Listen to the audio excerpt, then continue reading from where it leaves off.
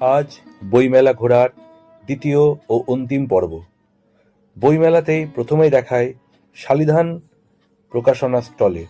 এইবার এদের প্রকাশিত অন্যতম বই কুণাল বোসের সুভাষ ফিরেছিলেন। বুক ফার্ম 299 স্টলে সেদিন ছিলেন কৌশিক মজুমদার, হিমি মিত্র রায়, অয়ন সাহার মতো প্রখ্যাত সাহিত্যিকরা, সুজিত রায়। ওখান থেকে বেরিয়ে দেখতে পেলাম এটাকে রবীন্দ্রনাথ ঠাকুর দাঁড়িয়েছেন তো দেখছি। রবীন্দ্রনাথ ঠাকুর তখন সবার সাথে ছবি তুলতে ব্যস্ত ছিলেন বলে আমি চলে গেলাম দ্বীপ প্রকাশনের স্টলে। দ্বীপ প্রকাশনের স্টলে ঢুকেই দেখলাম বিভৎস ভিড়। বিভৎস ভিড়ই জানান দিল নিশ্চয় কেউ আছে।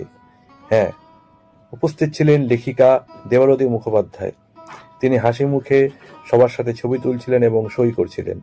ওখান থেকে বেরিয়ে এসেই দেখলাম লেখক রাজা ভট্টাচার্য, বিনোদ ঘোষাল এবং সৈকত মুখোপাধ্যায়।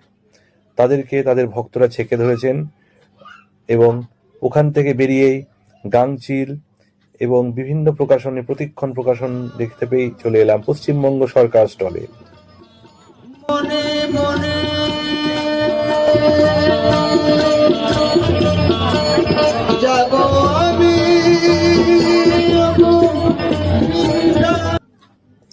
এরপরে দেখতে পেলাম সুলেখার স্টল। সুলেখা বরাবরই একটি নস্টালজিয়া।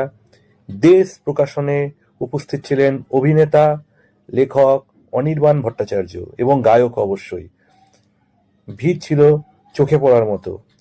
তারপরে বিভিন্ন প্রকাশনের স্টল ঘুরে ঘুরে দেখলাম যে ঘড়ির কাঁটা জানান দিচ্ছে এবার বাড়ি ফেরার সময় হলো।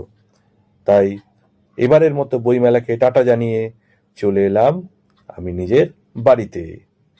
টাটা।